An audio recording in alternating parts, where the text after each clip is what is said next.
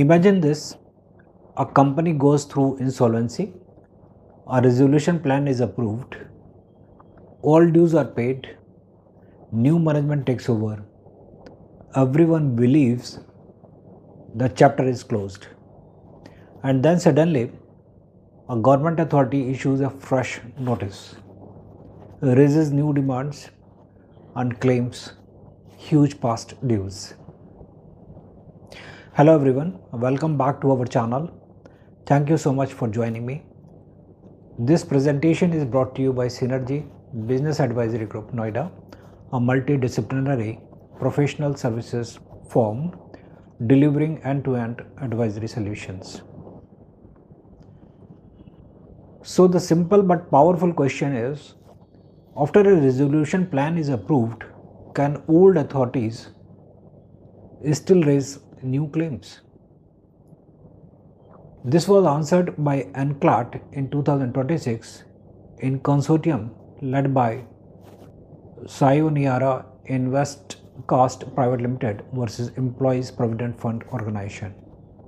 This case deals with one of the most important principles of insolvency law, the clean slate doctrine.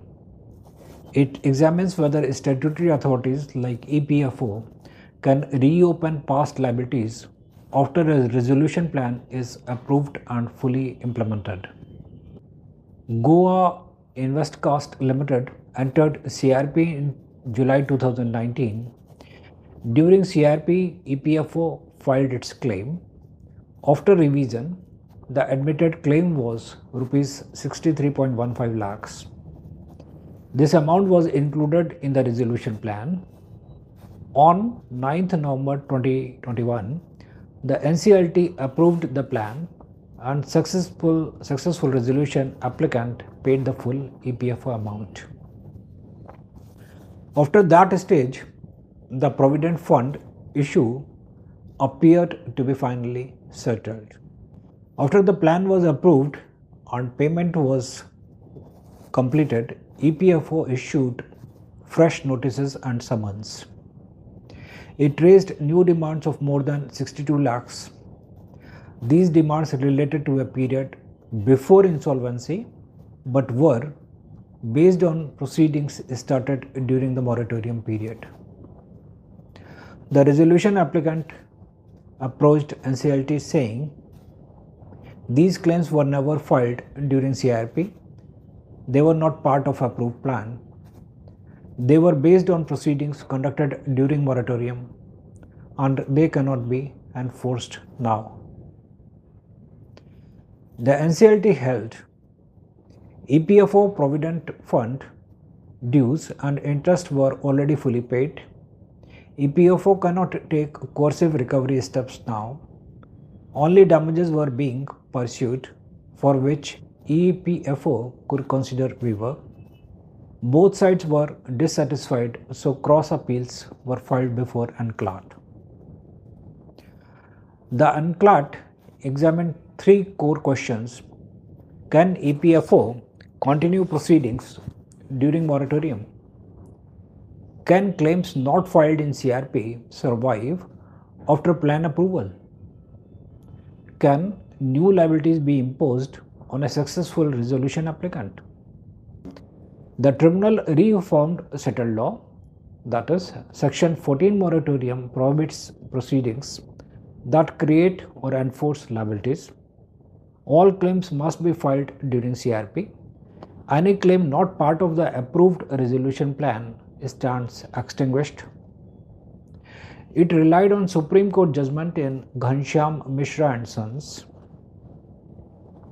The NCLAT noted EPFO participated in CRP, its claim was admitted, full payment was made under the resolution plan, the fresh demands were raised after plan approval and were based on actions during moratorium. Such demands cannot be used to burden the successful resolution applicant.